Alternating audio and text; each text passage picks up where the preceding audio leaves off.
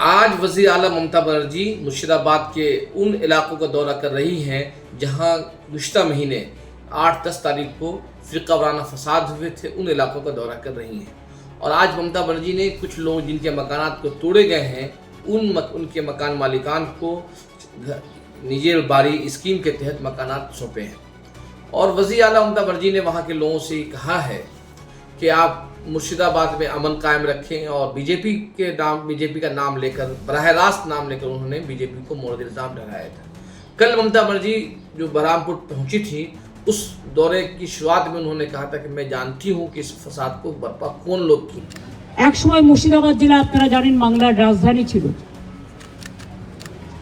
মুর্শিদাবাদ জেলাকে কেন্দ্র করে এবং যে দুটো পার্টে মাত্র দুটো ওয়ার্ডে গন্ডগোল হয়েছে সেটাও কারা করিয়েছেন প্ল্যান করে, কি করে করিয়েছেন, কিভাবে করিয়েছেন। আমি এই কটা দিন ধরে অনেক ক্রস চেক করেছি, রেকর্ডও করেছি।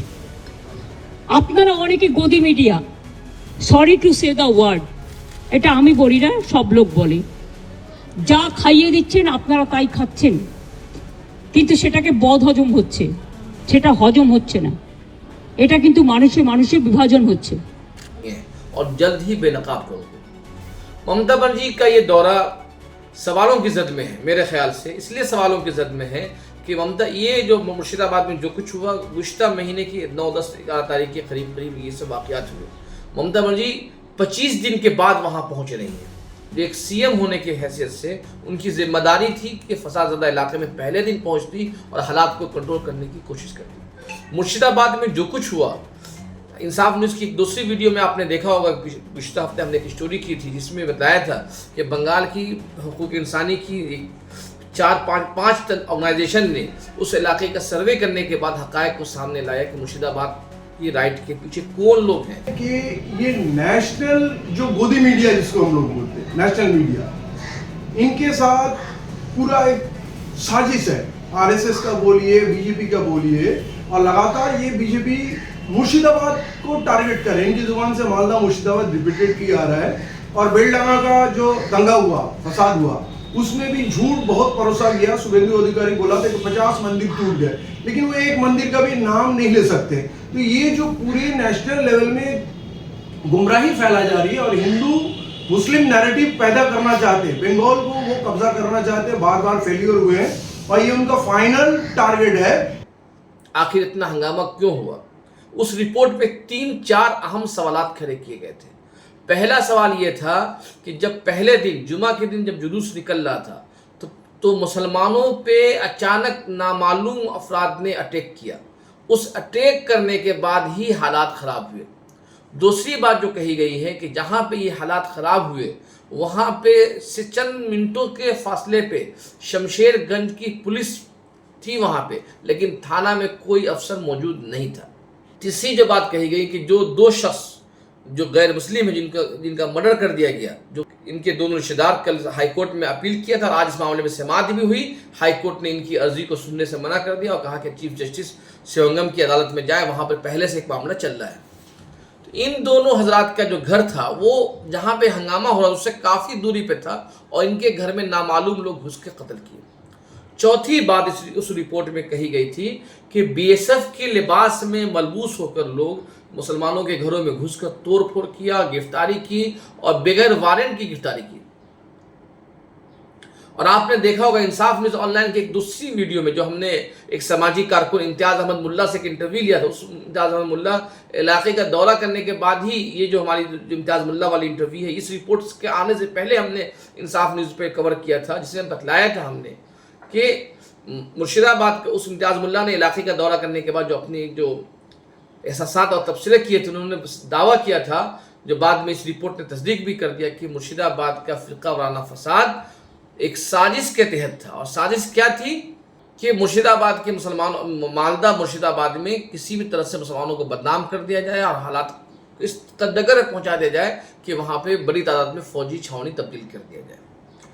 खुद ममता बनर्जी ने कल भी बीएसएफ के रोल पे सवाल खड़ा किया है और आज भी उन्होंने कहा है कि धोलियान में और में जो राइट हुए हैं, अगर बीएसएफ की वजह से राइट हुआ है।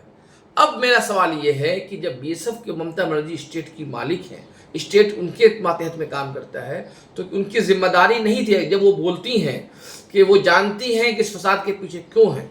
तो सवाल यही अहम है कि ये जो चेहरे हैं जो मुर्शिदाबाद के फसाद के पीछे थे, उनके चेहरे कब बेनकाब होंगे और कब बड़े और आज तक 1 महीना गुजर जाने के 25-26 दिन गुजर जाने के बावजूद भी पुलिस की कोई जो SIT कायम हुई थी, SIT की कोई रिपोर्ट सामने नहीं आई है। तो क्या पुलिस इस पूरे मामले में लेपापोती करने की कोशिश कर रही है? सबसे बड़ा सवाल ये है। और दूसरा अहम सवाल ये है कि वज़ीर आला ममता बनर्जी कहती हैं कि बंगाल में वक्फ पर एहतजाज करने की ज़रूरत नहीं है।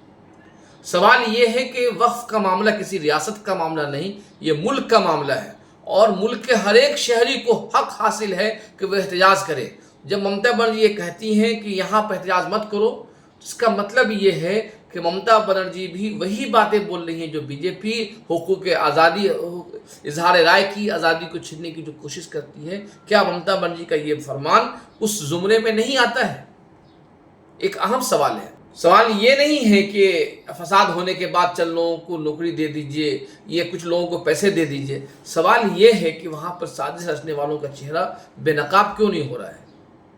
सवाल ये है कि मालदा मुर्शिदाबाद को लेकर बीजेपी के लीडरों की अलग सोच रही है और ये सोच ये रही है कि गुज़िश्ता 2024 के मानसून सेशन में बीजेपी के मेंबर पार्लियामेंट निशिकांत दुबे ने कहा था कि मालदा, मुर्शिदाबाद, नॉर्थ दिनाजपुर और बिहार के सीमांचल के जो अजला हैं, जिसमें किशनगंज, कटिहार, पूर्णिया, अररिया, इन अजला को मरकज के ज़ेर इंतजाम इलाका को बनाया जाए। और मुर्शिदाबाद को लेकर एक अहम सवाल ये भी है कि जो मरकजी हुकूमत की तरफ से दावा किया गया कि वहाँ पे बांग्लादेशी लोग, दरअंदाज लोग, इन्फ्लेटर आए और वो उसके हाथ है। और मरकज़ ने कहा कि मेरे पास कहा गया है कि कई अखबारात में इस तरह के दावे किए गए हैं कि इस तरह की रिपोर्ट मौजूद थी। तो सवाल ये है कि जब मरकज़ के पास रिपोर्ट थी तो क्या रियासती हुकूमत से उस मालूमात को शेयर किया गया था? ममता बनर्जी का ये पूरा दौरा है सवालों की जद में है और ये सवाल इसलिए बहुत अहम है कि जो पोलराइजेशन की जो सियासत हो रही है, ऐसा लग रहा है कि ममता बनर्जी उस सियासत की शिकार होती जा रही हैं। आप देख रहे थे इंसाफ न्यूज़ ऑनलाइन। बहुत बहुत शुक्रिया।